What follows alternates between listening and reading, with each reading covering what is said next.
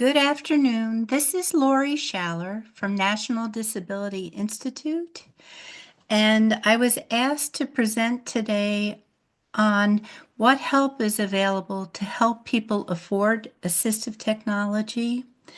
So I know a lot of the slides today are sort of focused on wheelchair accessible vehicles because when we implemented the Assistive Technology Loan Program in New York State and New Jersey, the majority of the requests were for modified vehicles.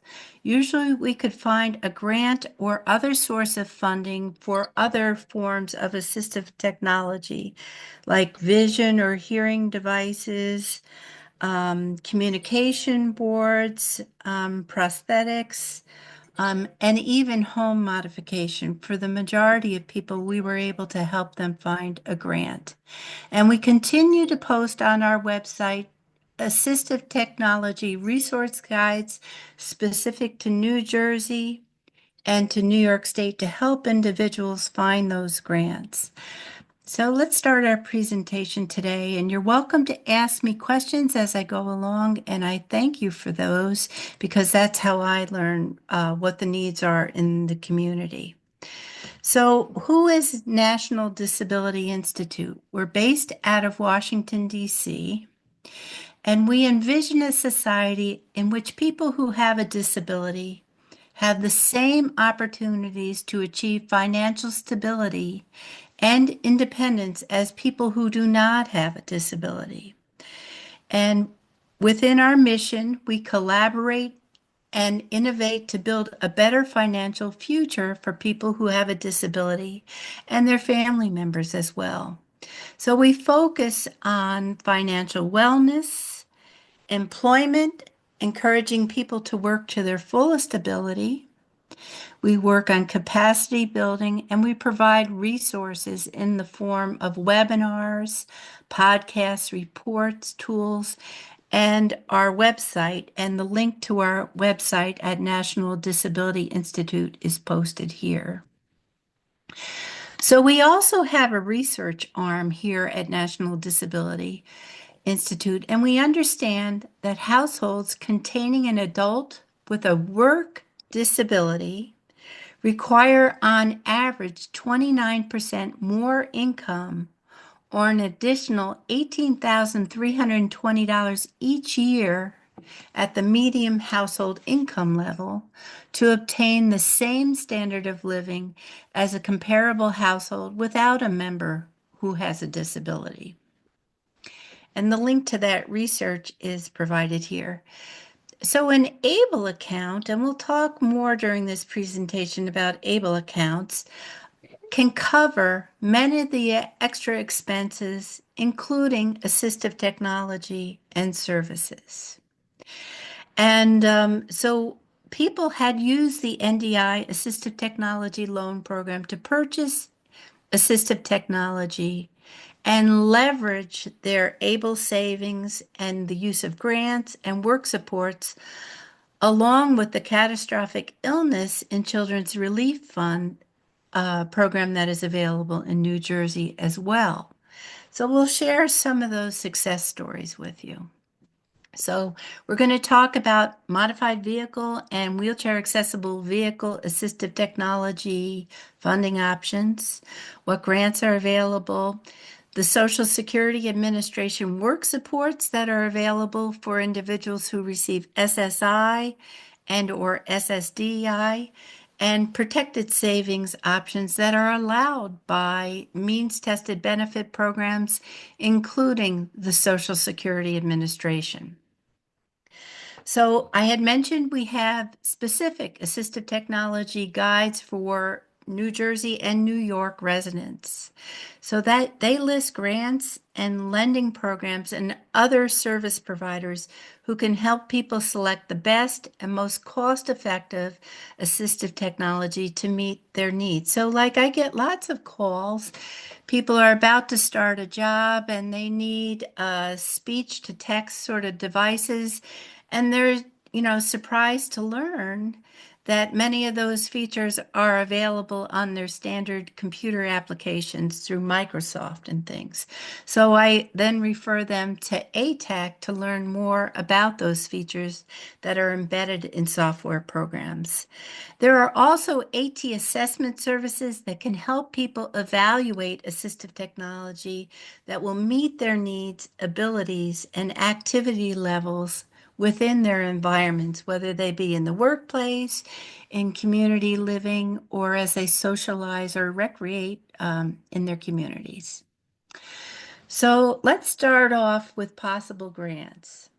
So a person, let's say, who has MS may want to reach out to the MS Foundation to find the availability of grants specific to that type of disability. Or if someone has, for example, juvenile diabetes, they may want to reach out to the Juvenile Diabetes Foundation to learn about grants that they may have. And then there is the New Jersey Division of Developmental Disabilities, and they can help to cover, for example, the cost of a vehicle's modification. Many of these programs will not cover the actual chassis or the body of the vehicle, but they'll either cover the value of the modification or the cost to modify a vehicle. There are Medicaid waiver programs that cover assistive technology, including the modification of a vehicle. And then the Division of Vocational Rehabilitation, if a person's goal is to enhance their education towards employment in the future, they will often cover the purchase of assistive technology. If we're talking about vehicle modification, again, they will only pay for the vehicle modification expense, but not actually the purchase of the vehicle. There is Perform Care of New Jersey, and they provide financial assistance for vehicle modifications. If a person is a veteran, the Veterans Administration is very rapid in providing a grant for vehicle modification. And then if a person purchases a brand new vehicle that will be made wheelchair accessible or modified, there is a rebate program that most car manufacturers offer up to $1,000 grant towards the purchase or lease of a new modified vehicle. So if we have any questions about those services, feel free, you can ask me now. Then, like I had stated, for those who receive SSI and or SSDI, many people who have a disability receive those benefits and are eligible for Social Security Administration work supports that help that person work, keep their benefits at least for a period of time, including their health care benefits, their Medicaid and or Medicare. They're allowed to save money and acquire resources that support their continued education and employment. So an SSI and or SSDI beneficiary who works will have more money when working and may receive greater retirement benefits based upon their work history. So it's important that a person who has a disability work to their fullest ability and make use of these work supports. And these work supports can also help people to purchase assistive technology. So a person can learn about these work supports at the website choosework.ssa.gov. And the Social Security Administration also posted a blog, 4 ways to afford assistive technology. So people, I think they wanted to know for sure that that is legitimate, that they are allowed to work to their fullest ability, and that they can use their earnings and their benefits to pay for assistive technology if a grant will not cover the total cost of their assistive technology. So let's start out one of my favorite work supports is for youth under the age of 22. So a youth who receives SSI, who is under the age of 22, is encouraged to work while attending school. And there is a special work support called the Student Earned Income Exclusion. So this year, up to $2,350 of their employment earnings is not counted. And as you add up the employment earnings across this calendar year, up to $9,460 is not counted as earned income, so their SSI payments will not be adjusted unless their monthly earnings exceeds $2,350 in 1 month's time. So that's a great way for a youth to see maybe what assistive technology they're going to need in their workplace, maybe in a college setting, or if they're going to do on-the-job work training, or if they're going to have other types of work opportunities to see what assistive technology will help them in the workplace or in a learning environment. And that youth may save their employment income, including their benefits, in an ABLE account.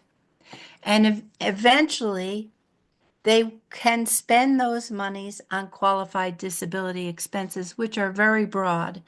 But this way, that youth is learning a skill set to save their employment earnings rather than spending it down so that they don't inadvertently go over the $2,000 resource limit for a person who receives SSI. And this will help that youth to learn to save regularly. So we did see a success story. A youth, age 18, worked and saved $8,000 of their income within their ABLE account over a 2-year period. And they saved that money towards a vehicle down payment. And NDI provided referrals for additional supports, and the Alternative Finance Program issued a loan of $45,000 for the purchase of a wheelchair accessible vehicle for the youth to be able to commute to their college and internship.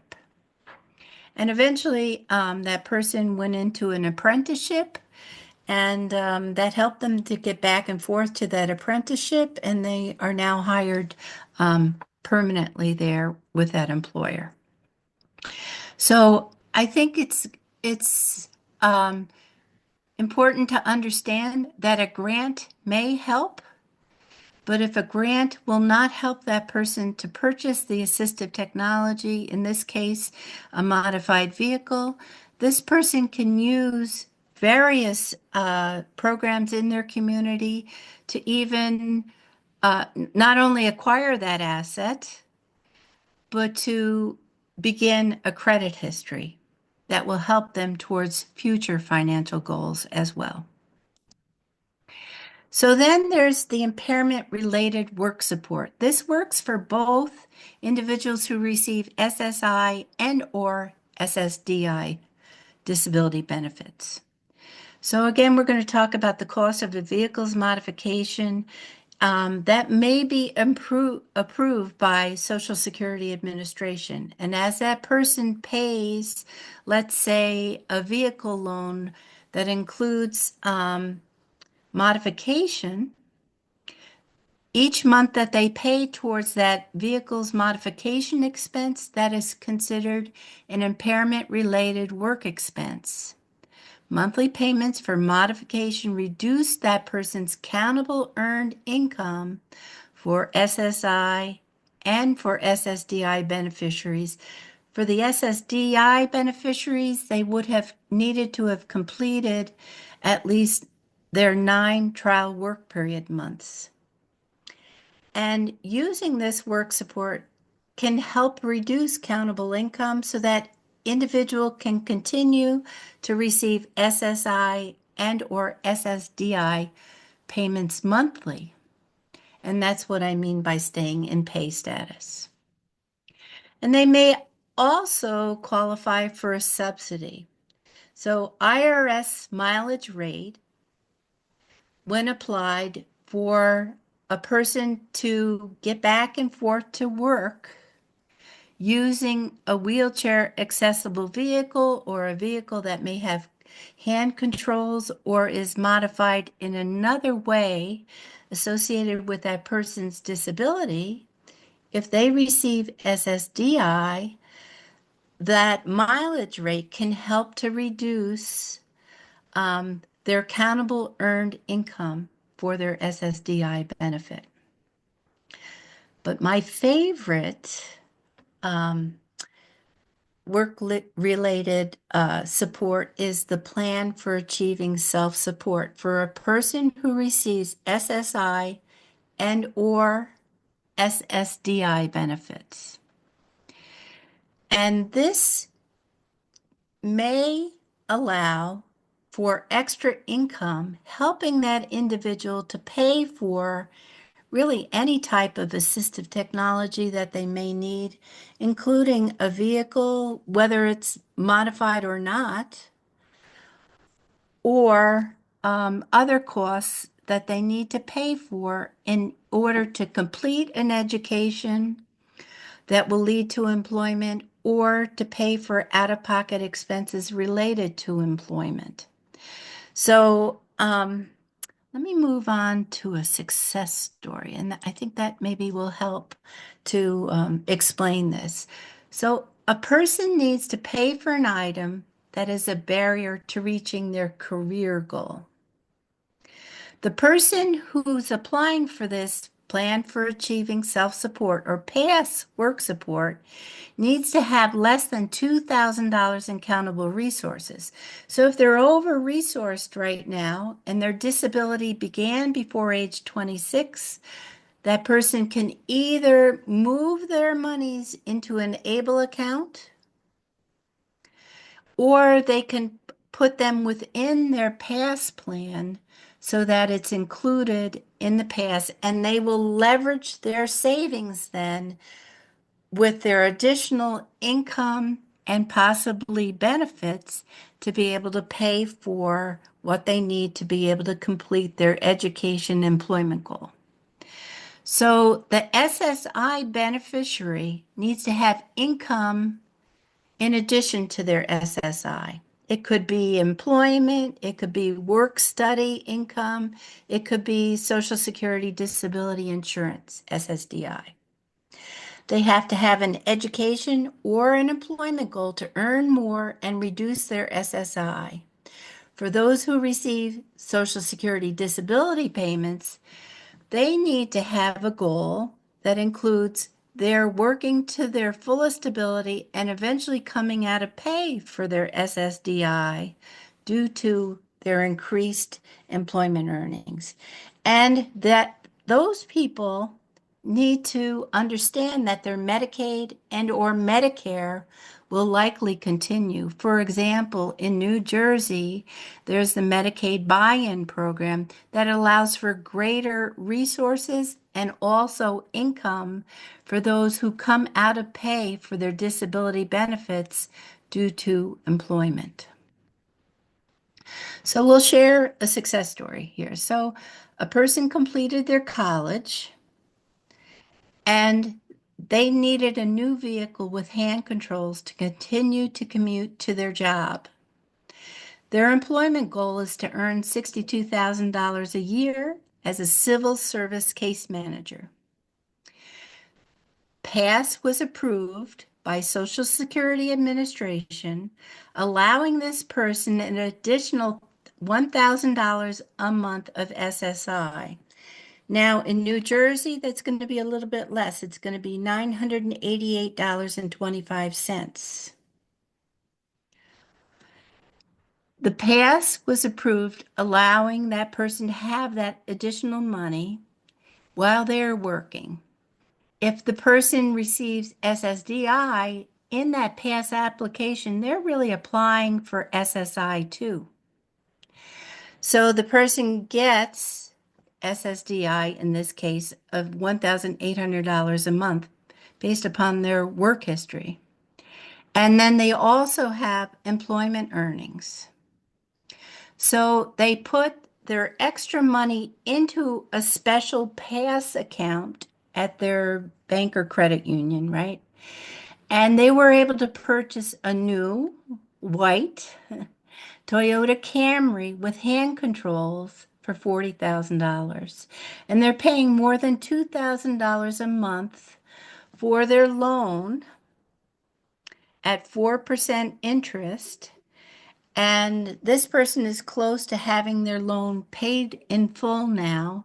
And we anticipate that because they had no credit score when they got the loan, they're going to have a credit score of close to $680. And that's going to help them with their next financial goal, and that's to purchase a condo in their community where they won't have to do lots of maintenance on that apartment um, within the condo unit. Okay, so a person can learn about the work supports that they are eligible for. And some people say to me, well, Lori, I must be eligible for all the work supports, but they don't realize they maybe use some already. Like that person who's now age 22 or older doesn't know that they're no longer eligible for the student earned income exclusion. So everybody who receives SSI and or SSDI should contact a person who provides free benefits counseling services. And benefits counseling includes specific information for that person, what supports they are eligible for now, given the amount they anticipate earning, what public benefits like SNAP, maybe HUD, maybe benefits like HUD Section 8 that can be used to purchase a home, including TANF benefits, Medicaid, and Medicare too. What work supports each of those programs provide for a person who has a disability who's working. So benefits counseling may be provided by Division of Vocational Rehabilitation Services, by an employment network, by a Center for Independent Living, or by a work incentive planning associate. And this link here takes people to choosework.ssa.gov, where they can find free benefits counseling services. And that person wants to tell that benefits counselor what type of assistive technology they may need. So that person should reach out to ATAC if they live in New Jersey to research what type of assistive technology is going to help them, and ATAC and the benefits counselor can tell that individual what type of grant or other funding might help to cover the total cost of the assistive technology that they may need for their education and or employment. So there are protected savings options. So many people who have a disability receive public benefits such as SNAP, TANF, SSI, and HUD, which also offer work supports. With HUD, when a person begins to work and their rent increases, the extra money that that person is paying towards their rent can be saved in a family self-sufficiency account. And when that person reaches their financial goals within a 5-year period, they get those monies back that they can spend as they choose.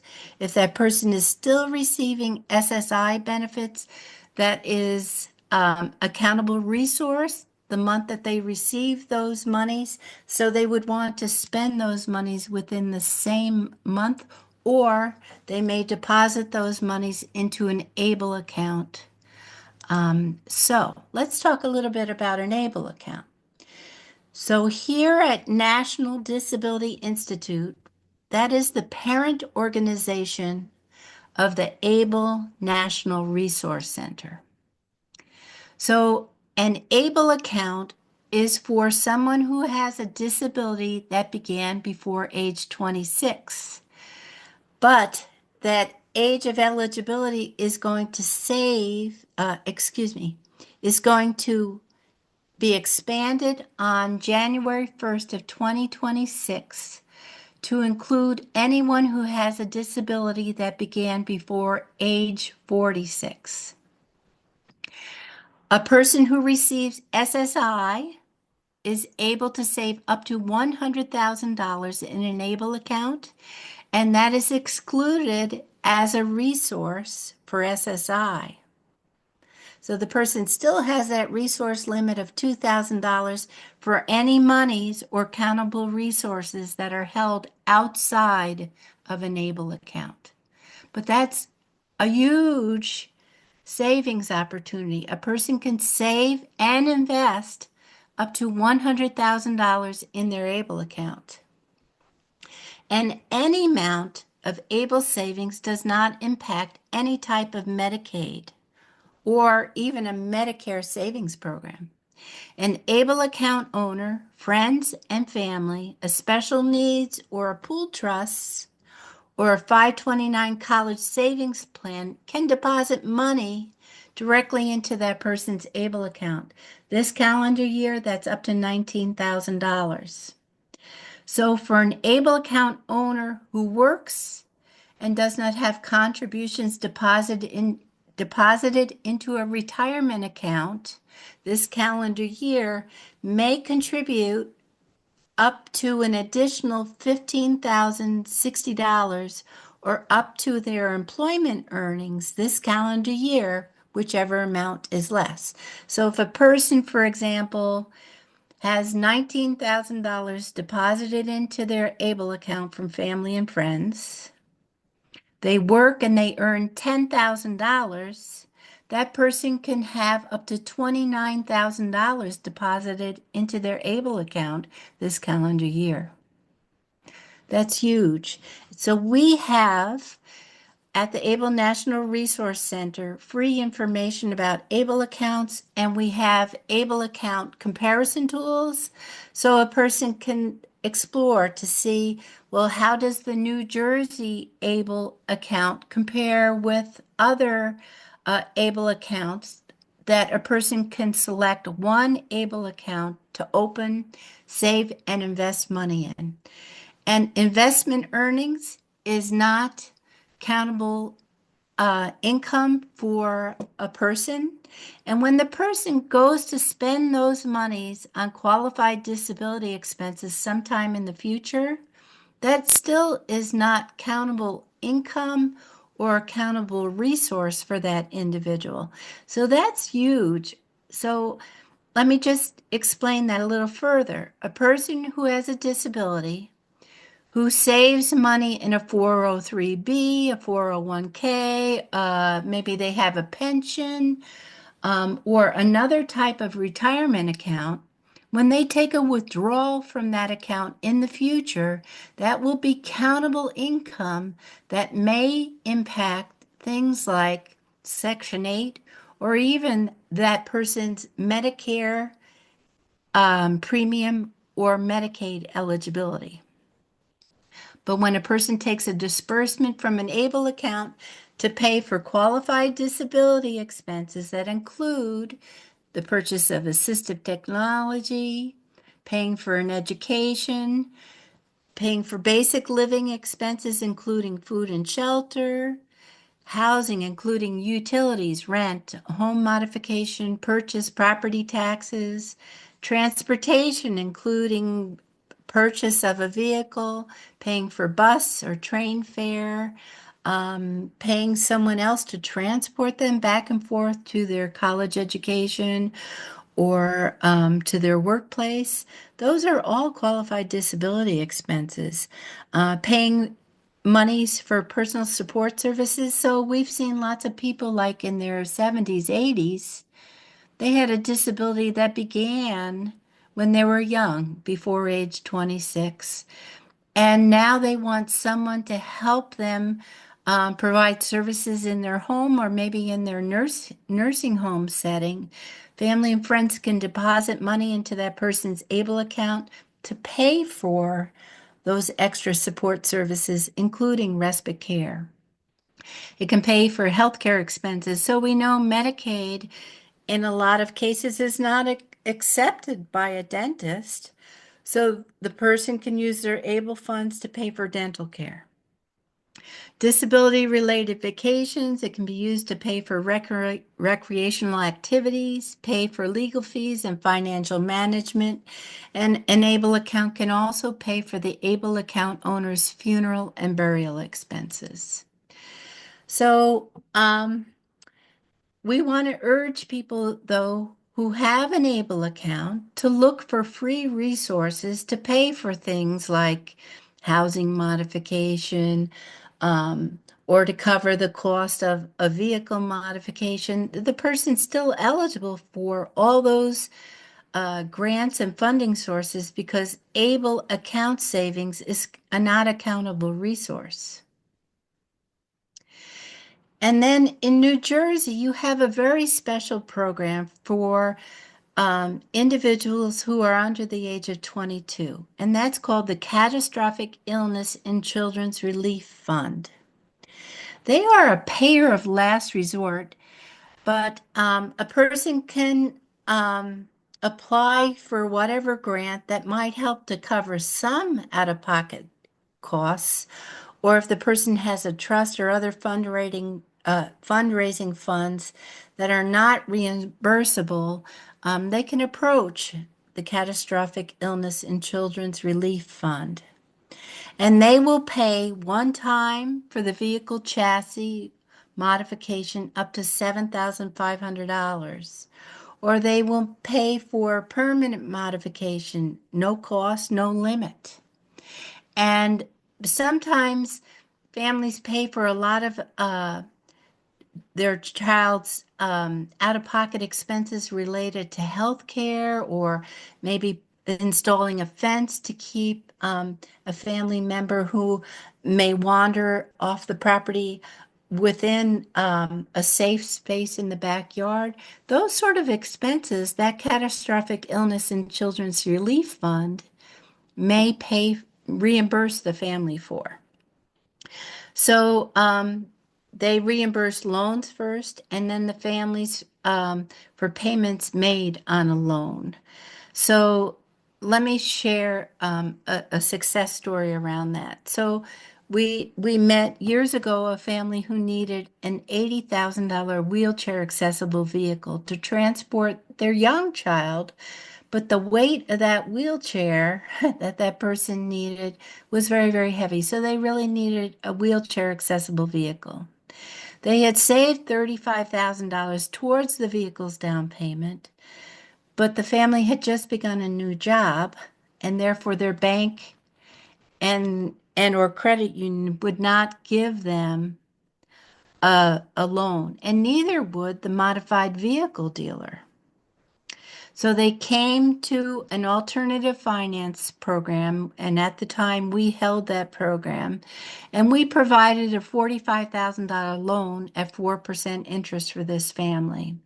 They applied at the same time with the Catastrophic Illness and Children's Relief Fund. So when that person finished paying for their loan payments for 6 months, they still owed a lot of money on the remaining loan, but the Catastrophic Illness and Children's Relief Fund reimbursed the loan for the remaining balance and reimbursed the family for the loan payments they had made. So that can help a person to get something that is so expensive, like a wheelchair accessible vehicle. And we can't imagine, how it is that a person can afford such a thing, but a program like that can really make it much more affordable for an individual who still needs to qualify for a loan to be able to get that vehicle. So we have another success story. So a loan applicant was working as a college professor part-time. and they received Medicaid waiver services for their in-home care.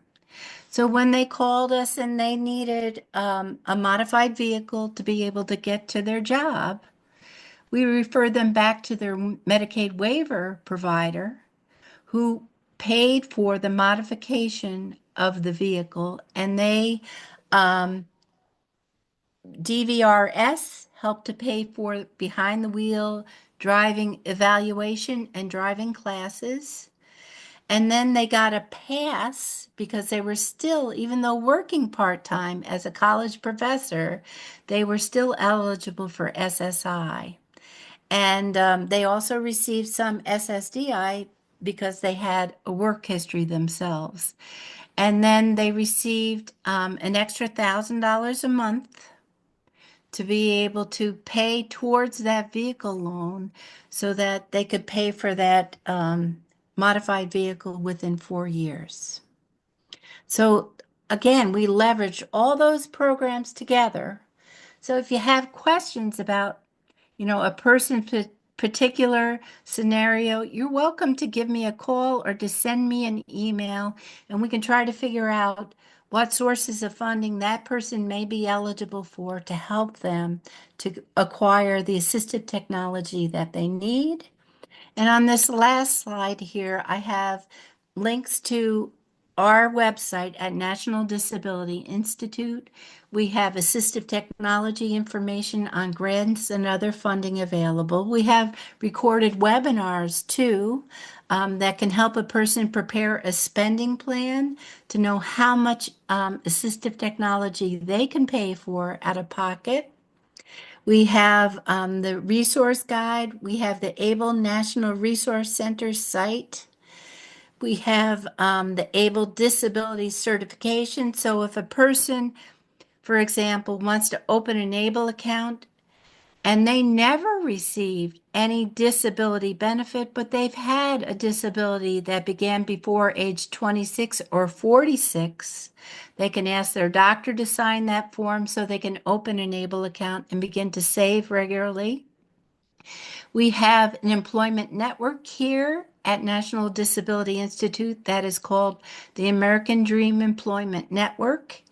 And if you work in an employment network and you would like to become a member agency of AIDEN, you're welcome to give them a call. And for individuals who have a disability or businesses that would like to hire individuals who have a disability, we have here at National Disability Institute the Small Business Hub. And you can learn more about work supports and help, including funding to be able to establish or grow a business. And you're welcome to give me an email. My email is lschaller, LSCHALLER at ndi-inc.org, and you're welcome to give me a call or an email. So I wanted to make sure that I allowed time for any questions that you might have too. And I thank you for participating today.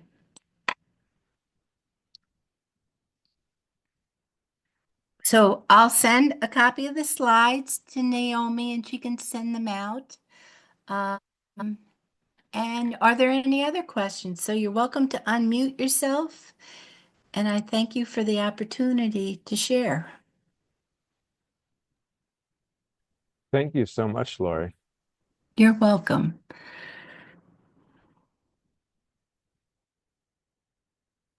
I don't know if anyone has questions.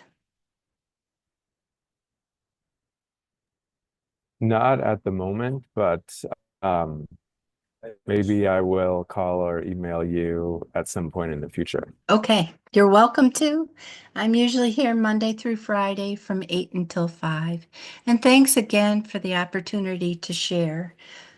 Have a great day now. Bye-bye. Take care. Thank you, Naomi.